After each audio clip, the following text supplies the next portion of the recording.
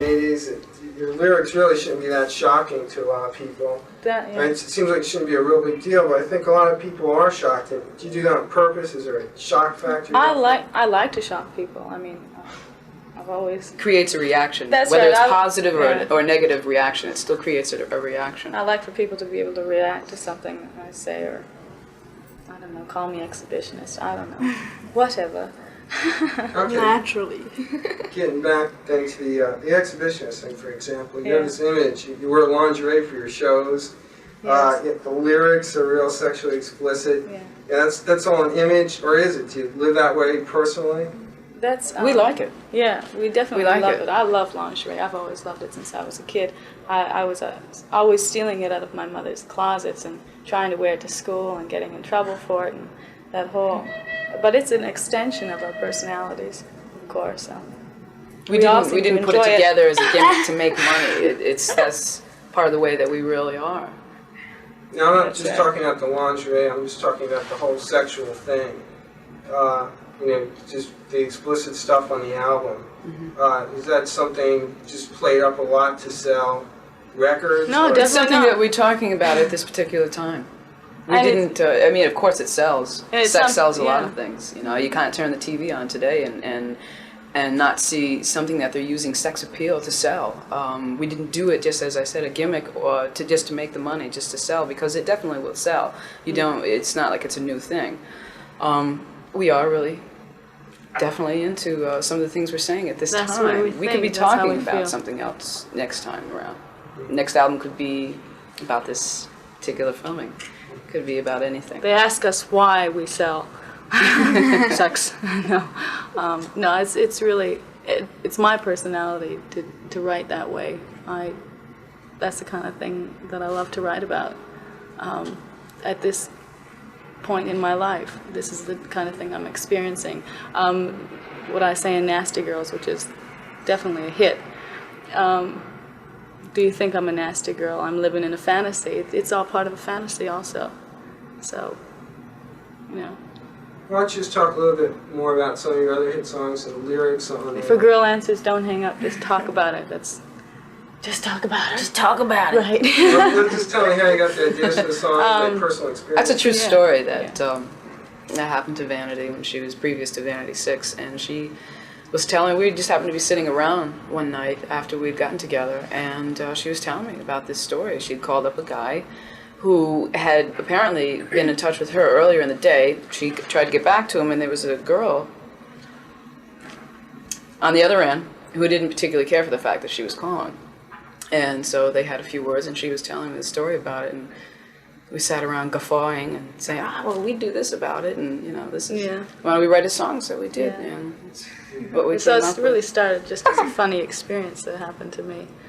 But I wasn't too pleased about it. I haven't seen the video yet. What song does that deal with? That's He's So Dull, and that was our very first single. And that's a great song. It's He's So Dull. It deals with him being so dull. He's driving a 63 Rambler, and he won't get anywhere with us. And it's a great video. It's really pretty. It's not the type of video that, it's not like a small movie. It just shows us, simply, and dancing and, choreographing the song. And at the end of the video, what happens is there's this tall guy, right? Stop then. And I take off his hat and throw away his glasses and whatever, and throw him down the stairs. And, So, and everybody thought that, did you really throw him down the stairs? She threw him. Yeah, I did throw him down the stairs. so, So all those people that want to know, did I throw him down the stairs? Yes, I threw him down the stairs. So your next album might deal with sex, politics. Could deal with anything that we're experiencing between now and then. Well, just give me an idea of how the three of you feel on things like drugs and politics. Drugs, I feel very much against drugs. I mean, I can't tell, other people what to do and with their lives. I think as far as drugs and alcohol, and it certainly doesn't get me far. I can't, work by it. It doesn't help me. And I'm not about to, hey, you guys, don't you dare. It doesn't work for me. Never works. and I certainly wouldn't be able to continue a career with it because I have to be on, as they say, on the ball. It doesn't influence you very Right. well. It just creates illusions for you. Right. It's not something that should be. You should really try and stay away from it, actually, because it doesn't. It only hurts you in the end. Yeah, it's only going to. You know, there's just too many people nowadays. You hear on the news all the time about people who are, even business executives, government executives. Just it's not Messed up by it. Yeah. That might be a song in the future. Yeah, there could be. We're not strongly into politics because we're just kids. There's politics in everything. But There's politics in the music business. There's politics in Everywhere. even if you're just a waitress in the local restaurant. There's some kind of politics that you have to As far as that I know, you're inevitably drawn into, regardless of whether you want to be a part of politics or not. So there's just anything. There could be anything that we could write about next time around that would have some kind of influential politics in the background somewhere in there. There's not any particular category where we'd say the moral majority or anything like. There's not anything that we allow to let ourselves become afraid of that would influence how we would write something. In other words, we knew that we may get some flack out of some of the particular subject matter off of this album, but we didn't allow it to influence us so that we didn't write what we wanted to write. There's going to be people out there who's not going to go for it, but there are going to be also people out there who's going to go for it. You can't have one without the other, so there's going to be. Okay. Let's get back to your performance. I've never seen your show. Your bio says that you live your fantasies and dreams on stage. Just describe a little bit about how you do that.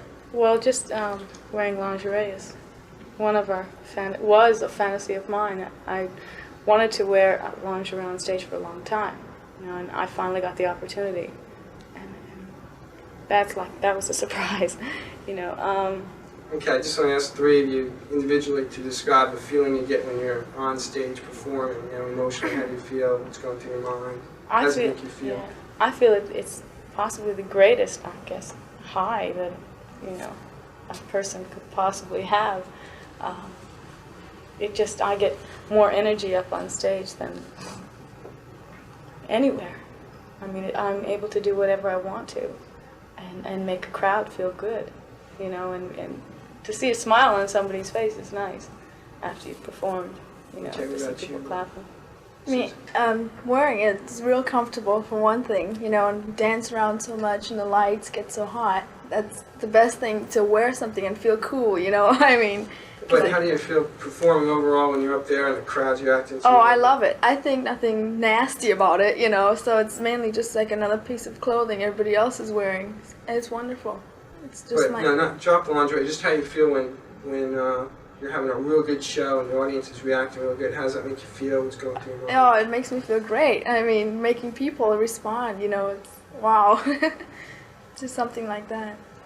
Okay, and Brady, you talk a little bit more about how you live out fantasies and dreams on stage. It was a statement my parents had made to me quite some time ago, is that the stage is one of the only places in the world where you can really be anything and do anything that you really want to do and still sort of get away with it. I feel fantastic when I'm out on the stage and the crowd's having a good time and I'm having a good time. There's not anything else in the world that can compare to it.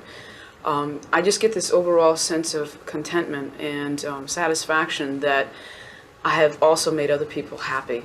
I couldn't really call it an ego thing. I think only because for myself personally that as long as I see the people enjoying it, that they're enjoying what I'm doing and what I'm offering them in the form of entertainment, that it makes me feel good, that I could make somebody else have a good time also. Okay. Does that answer your question? Yeah. Susan, why don't you just tell me, what do your parents or family think about you being out on the road at such a young age? Well, when I first started this, it was like, well, if it's something you really want to do, it's fine, because they let me do what I want and whatever makes me happy. And they think nothing bad about it. It's like, go ahead, and I'm free to do what I want to do. And it's really good. It's a good feeling, You can go out there and do it. The parents understand your ambition, which is, the same with all our parents. So when you sit down to write lyrics, do you get a lot of ideas from friends or just, Just living, just life in general, just my own life, I write a lot about it and the things I feel. The average middle-class person who sees this is going to say, she's only 16, how can she, have those kinds of ideas for songs? You'd be surprised. Well, you can't, how can anybody really say that? I mean, anybody, I'm sure most people, there couldn't be a person, I'm sure you have, at the age of 13, 14, started going, what is this? And you want to be able to feel free enough to go to your parents and ask them, what sex is all about, because you're starting to learn what goes on between a man and a woman, or a male and a female, just the interactions. And you start asking questions. You start getting physiological urges. You don't know. You don't understand. You don't know why, and you want to find out. And society, unfortunately, has a lot of the times forced you into a position where, no, you're not supposed to know anything about this. You're supposed to wait until you get older, at a certain other age bracket, and so on and so forth. And then when you get to that age bracket, you're supposed to know everything and not have learned anything. But you still question your friends at school you talk to, because they're feeling the same way. And you get very frustrated because you want to find out what's going on. You want to find out why. It's a very natural thing, really. And Mommy, why did Joey kiss me?